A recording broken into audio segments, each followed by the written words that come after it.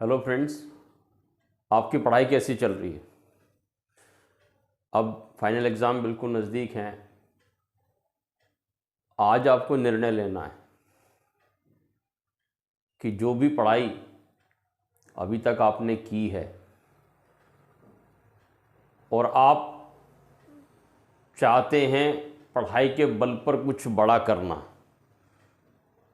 तो आपको निर्णय लेने पड़ेंगे। यूं ही अच्छे मार्क्स नहीं आते, यूं ही आप महान नहीं बन सकते। ज़्यादा अंक प्राप्त करने हैं तो उसके लिए आपको ज़्यादा मेहनत करनी पड़ेगी। 30 साल का मुझे पढ़ाने का एक्सपीरियंस है। मैंने हर तरह के बच्चों को देखा है। बहुत सारे बच्चे कामयाब हुए हैं, बहुत सारे बच्चे कामयाब होंगे। मुझे मालूम है कौन बच्चा कहाँ तक जा सकता है, क्योंकि मैं उनको पढ़ा रहा हूँ, उनके मैंने बेस को देखा है, उनका बेस कितना स्ट्रांग हुआ है। जब हम कोई इमारत बनाते हैं तो उसकी नींव कितनी गहरी है, कितनी मजबूत है, इसी पर तय होता है कि वो कितनी ऊंचाई तक जाएगी। ऐसे ही एक बच्चा जिसने अपनी पढ़ाई की, उसने अपने बेस पर कितना समय व्यतीत किया, कितनी मेहनत की, कितनी रातों को वो जगा, कितनी चीज़ों से उसने अपने आप को बचाया। ध्यान भटकाने की चीज़ें ज़्यादा हैं, एकाग्रता की कमी है, और जिस जगह पर हम रहते हैं बाहर, हमें वो माहौल नहीं मिलता। एक माहौल चाहिए। जैसे बिजनेस करना, उसके लिए एक माहौल होता है, एक एनवायरनमेंट होता है। अगर हमें आराधना करनी है, हमें पूजा करनी है, हमें भगवान का ध्यान लगाना है, तो उसके लिए भी एक माहौल होता है, एक जगह होती है। ऐसे ही अगर आपको पढ़ना है तो आपको बहुत ध्यान लगा के पढ़ना होगा। अगर आप 1 घंटे के लिए पढ़ने बैठे हैं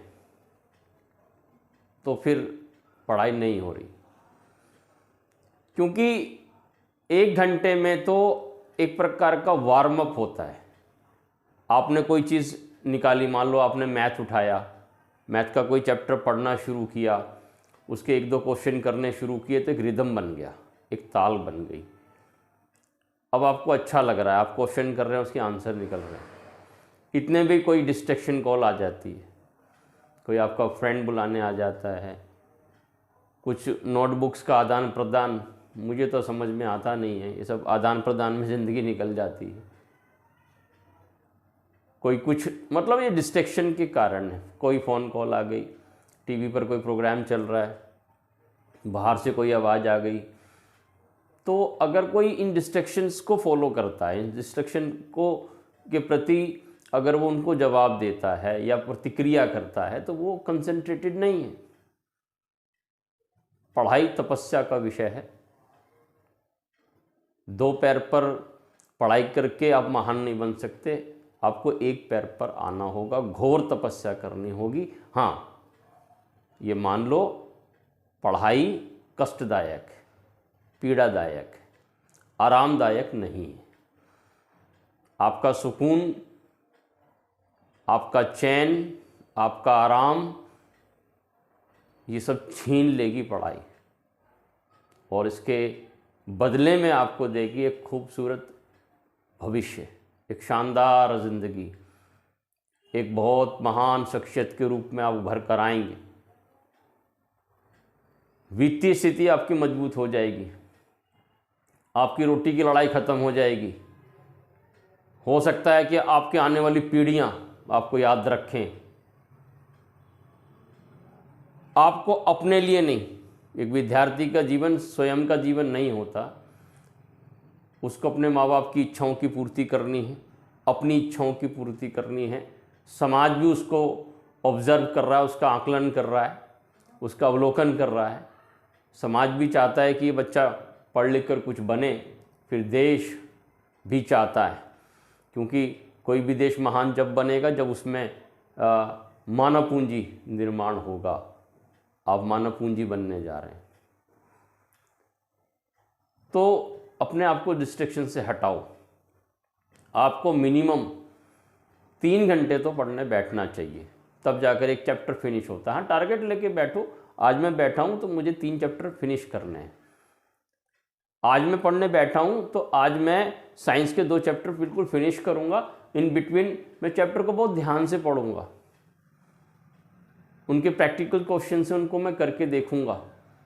अब आपके गेंद आपके पाले में है, आपके अध्यापक, स्कूल के अध्यापक, और अगर आप कहीं ट्यूशन पढ़ते हैं तो उन्होंने सिलेबस अब तक कंप्लीट करा दिया होगा, क्योंकि जनवरी बिल्कुल एंड पर है, फरवरी मार्च बिल्कुल एग्ज़ाम के टाइम पर आप चल रहे हो।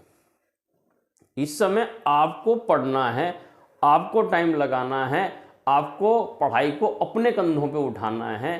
पहले तो स्कूल का टीचर ढो रहा था, पेरेंट्स ढो रहे थे, और कोचिंग सेंटर का जो टीचर है वो ढो रहा था। अब उस पढ़ाई को आपको अपने कंधे पे उठाना है। मेरा कहने का मतलब है, अब आपको कर करके देखने हैं क्वेश्चन। आप क्वेश्चन कर करके देखो तो उसमें कुछ प्रैक्टिकल प्रॉब्लम्स आएंगी। वो प्रॉब्लम्स आप अपने जहाँ भी कोचिंग सेंटर में पढ़ते हैं, या स्कूल के आपके अध्यापक हैं, या माता पिता हैं, बड़े भैया हैं या बहन हैं, जिससे भी आपको मदद मिल पाए आप उनसे अपने डाउट्स को क्लियर कीजिए। बहुत मेहनत कीजिए। देखो, एक परिवार में एक व्यक्ति को तो एक पैर पर तपस्या करनी पड़ेगी, तब जाकर भगवान भी कहेंगे बता तुझे क्या चाहिए।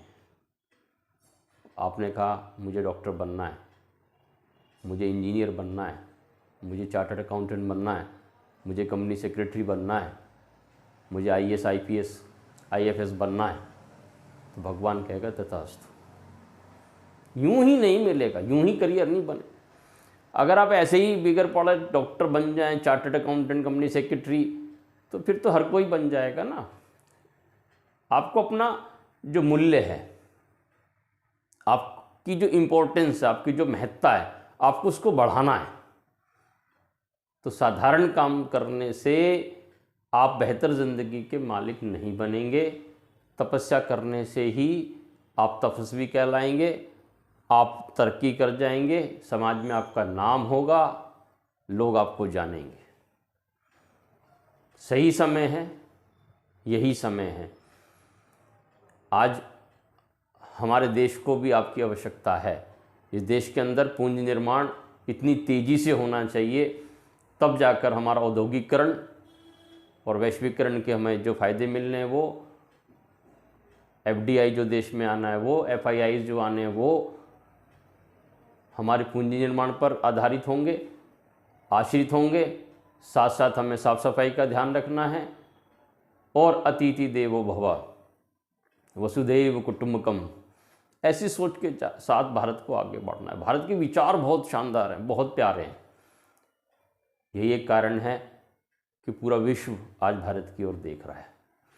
आपको गर्व महसूस करना चाहिए कि आप एक ऐसे देश के नागरिक हैं, एक ऐसे देश के छात्र हैं जिसका इतिहास बहुत महान है, जहाँ पर अध्यात्म है, जहाँ पर आस्था है। ये अन्य देशों में देखने को नहीं मिलती। आपको गर्व महसूस करना चाहिए कि आप इस महान देश के एक नागरिक हैं। तो इस महानता को बनाए रखने के लिए आपको लगातार प्रयास करना होगा, अपने आप को लगातार डेवलप करना होगा, विकसित करना होगा। देश विकसित जब होता है जब उसके नागरिक विकसित होते हैं, उनकी सोच विकसित होती है। अभी सभ्यता हमें जितनी तेज़ी से आएगी, हम सभ्य जल्दी से जल्दी बनेंगे, हम पढ़ लिख जाएंगे, तो समाज में बहुत सारी कुरीतियाँ दूर होंगी। जाति पात धर्म की लड़ाइयाँ, जाति को लेकर दंगे, ये सब खत्म होंगे। व्यक्ति तरक्की की बात सोचेगा और फिर ये देश महान बन जाएगा और हम सब की ज़िंदगी बेहतर होगी। तो मैं अपने 30 साल के तजुर्बे के आधार पर आपको कहता हूँ कि पढ़ाई करना है तो लीन हो जाओ। आधे अधूरे मन से ना पढ़ाई करना चाहिए हमें, ना व्यापार करना चाहिए, ना हमें खेलना चाहिए। हमें अपना 100% देना चाहिए, और ये 100% आप किसी भी क्षेत्र में दोगे, उस क्षेत्र में आप अपना नाम बना लोगे। तो this is my sincere advice to all of you, start devoting more and more time to your study. Try to save yourself from any kind of distraction. And जो सबसे बड़ा डिस्ट्रैक्शन है, जो मैं आपको बता रहा हूँ, आप भली भांति समझते हैं, वो है मोबाइल फ़ोन। बहुत फ़ायदे मोबाइल फ़ोन के, लेकिन बहुत सारे नुकसान भी हैं। गलत आदमी के हाथ में मोबाइल गलत है, सही आदमी उसको यूज़ करता है, उसको यूटिलाइज करता है। ठीक है। तो एक अध्यापक होने के नाते मेरी जो जिम्मेदारी थी एग्ज़ाम से पहले, मैं आपको सुझाव दे रहा हूँ, जो मेरा हक बनता भी है। 30 साल मैंने अध्ययन में दिया है, प्राइवेटली मैंने ट्यूशन पढ़ाया है, और बहुत सारे बच्चे कामयाब हुए हैं, तो ये मुझे संतुष्टि है। तो दिस माई सिंसियर एडवाइस कि आप पढ़ने बैठ जाओ। Thank you so much and wish you all the best for the examination.